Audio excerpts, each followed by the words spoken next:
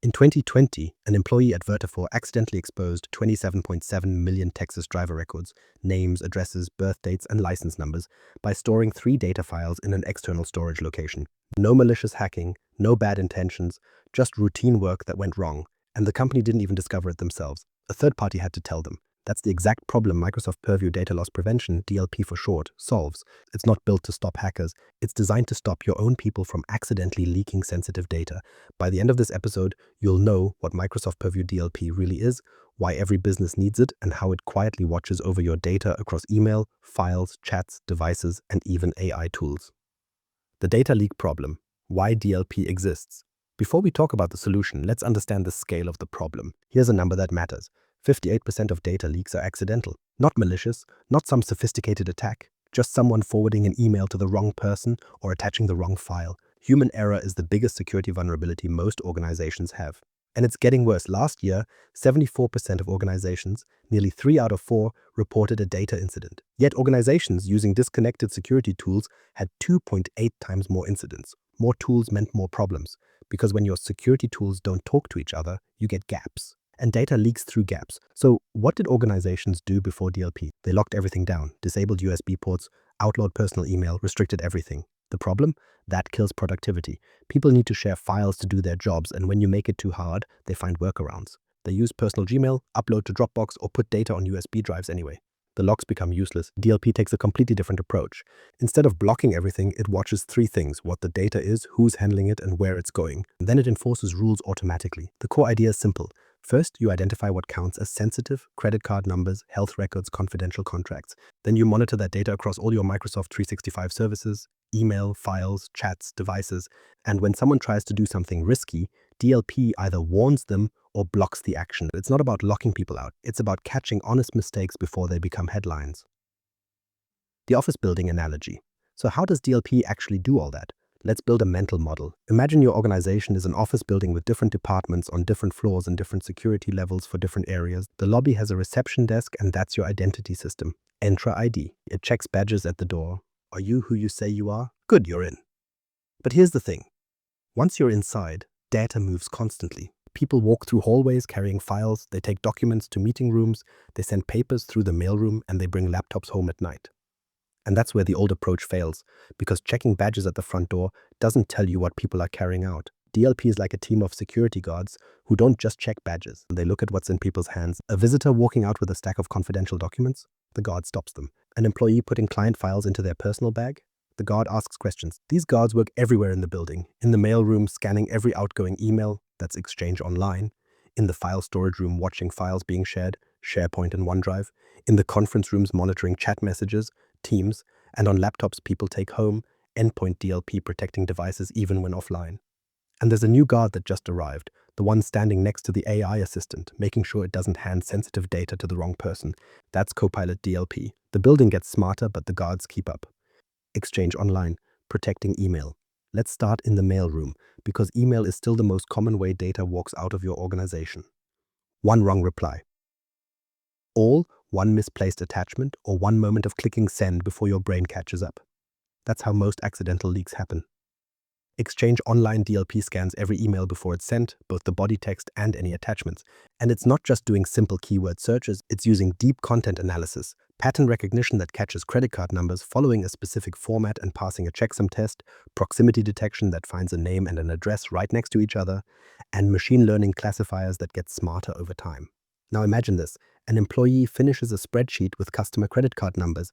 They need to work on it at home, so they draft an email to their personal Gmail address and attach the file. They hit send. But before that email actually leaves, Exchange DLP scans it, finds the credit card numbers in the attachment, recognizes the destination is outside the organization, and blocks the send. What does the employee see? A policy tip. A pop-up that says something like, "This email contains sensitive information and can't be sent to external recipients." Depending on how the policy is configured, they might have the option to override by providing a business justification explaining why the send is legitimate. That justification gets logged. So if it's a pattern and the same person doing this every Friday, an admin can investigate. The point is, the email never reaches the outside. It's caught before it leaves the building, and every match is logged. So admins can see exactly what was blocked, who tried to send it, and why did it. SharePoint and OneDrive. protecting files at rest and in motion. Email isn't the only place data leaks happen. What about the files already sitting in your SharePoint sites or synced to your OneDrive? That's where the next layer of DLP protection comes in. SharePoint and OneDrive DLP watches files in two states. At rest means the file is stored on the site. In motion means someone is sharing it with someone else. You can create policies that scan existing files for anything sensitive. If DLP finds something it shouldn't, it can flag the file or even quarantine it automatically. The quarantine feature is relatively new.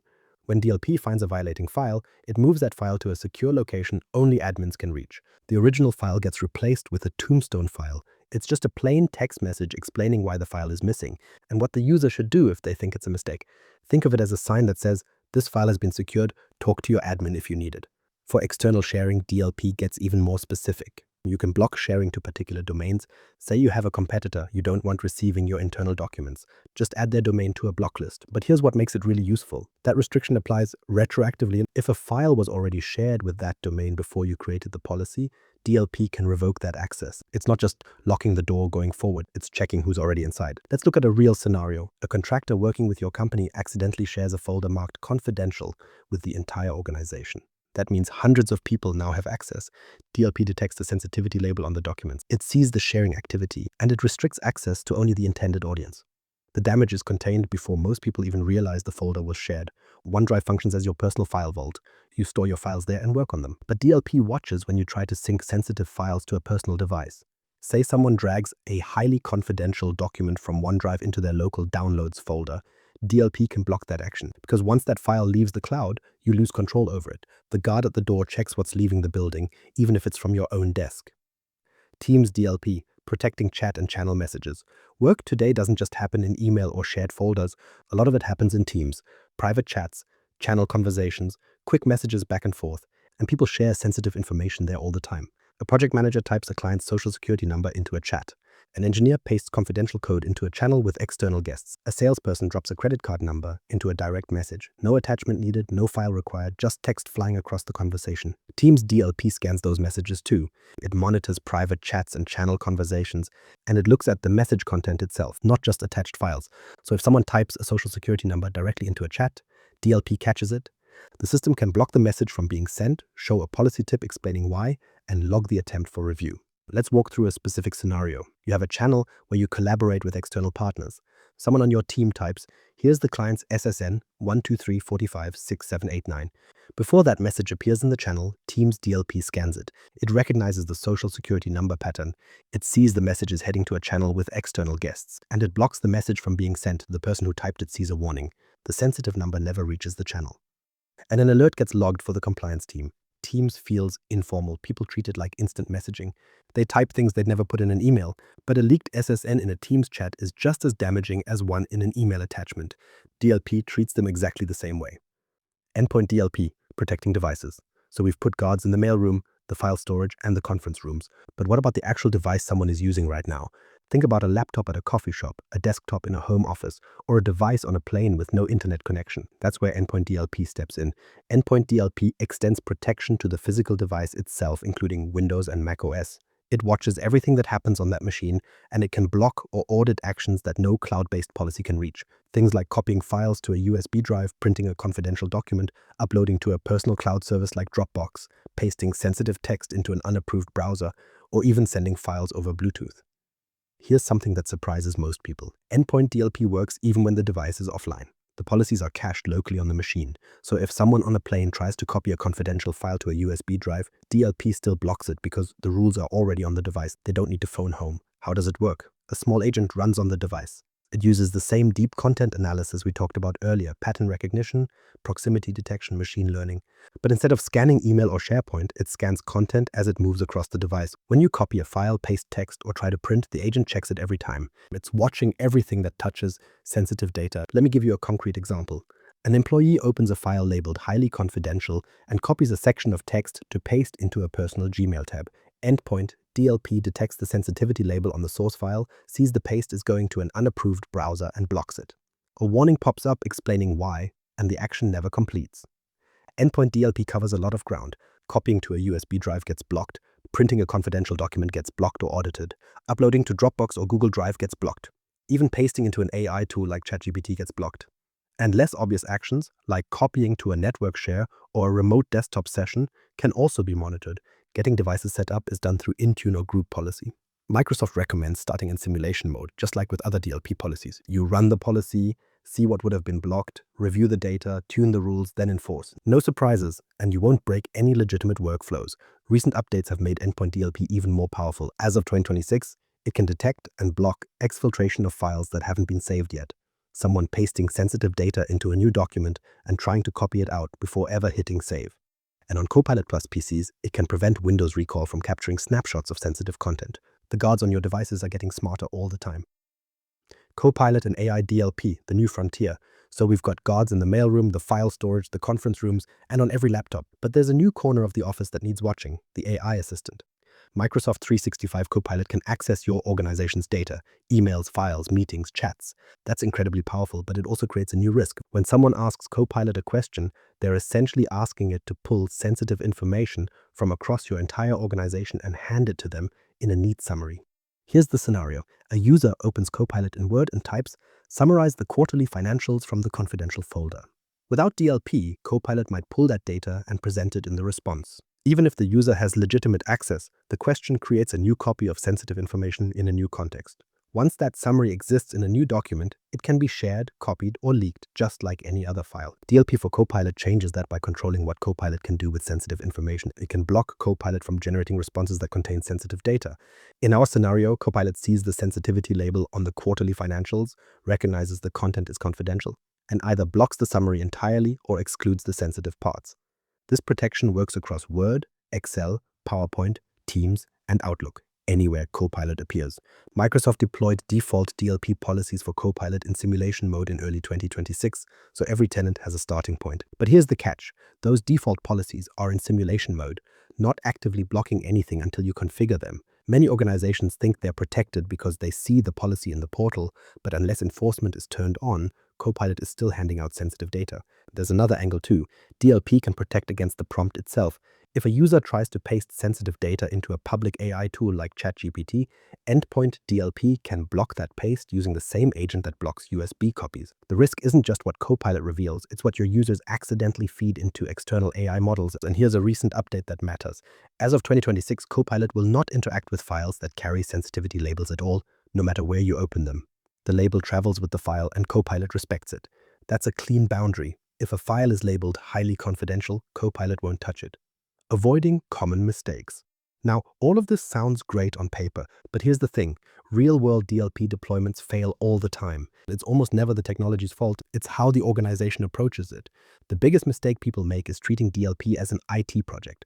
A team of admins sits in a room, configures some policies, and deploys them. Then users get blocked from doing legitimate work. Help desk calls spike. Policies get rolled back. The security team loses credibility. That's not how this works. DLP is a governance program, not an IT project. You need business stakeholders in the room. Legal, compliance, HR, finance. People who understand how data actually flows. Because if you block a workflow finance depends on to close the quarter, you'll hear about it. Second mistake. Too many sensitivity labels. Some organizations launch with 15 or more labels. Nested sublabels. Names like semi-restricted internal use only. External sharing. Permitted with written approval. Users look at that and do one of three things. They ignore labels entirely, but they apply the default label to everything, or they pick the lowest restriction to avoid friction. None of those protect your data. Keep it simple. Start with 3 to 5 labels. Public, internal, confidential, highly confidential. Expand only after people have adopted the basics. Third mistake, only covering email. This one's incredibly common. An organization configures Exchange DLP, checks the box, declares the job done, but that policy does nothing for Teams chats, nothing for SharePoint bulk uploads, nothing for someone copying files to a USB drive. You need to cover all the channels: email, SharePoint, OneDrive, Teams, Endpoints, and Copilot. Each one is a separate door data can walk out of. Fourth mistake, skipping simulation mode. The temptation is to turn policies on immediately because you want protection now, but that's how you break things. Always start in audit mode, let the policy run, log what it would have blocked, and review the data. You'll find legitimate workflows you didn't account for. You'll see false positives you need to tune. Then move to policy tips, warnings that educate users without blocking. Then after you're confident, turn enforcement on. Here's a practical 90-day plan. Day 1, deploy in audit mode only. Day 30, analyze the alerts and identify patterns. Day 60, tune your labels and exceptions based on what you've learned.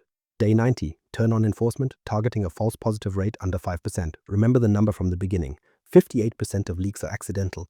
DLP isn't about punishing users, it's about catching honest mistakes before they become headlines. So here's what Microsoft Purview DLP actually is. It's a unified set of security guards that protect sensitive data across email, files, chats, devices, and AI tools. It watches data in all three states, at rest, in motion, and in use. And it uses deep content analysis to understand what the data is, not just what it looks like. The goal isn't to lock everything down. The goal is to stop the 58% of accidental leaks while letting people do their jobs. Because the Vertafore story on 27.7 million records exposed by one innocent action happens every day in organizations that don't have these protections in place. Next time you hear about a data breach that was just an honest mistake, remember, DLP exists exactly for that. Subscribe on your favorite podcast platform and share this with someone starting their data security journey. Thanks for listening.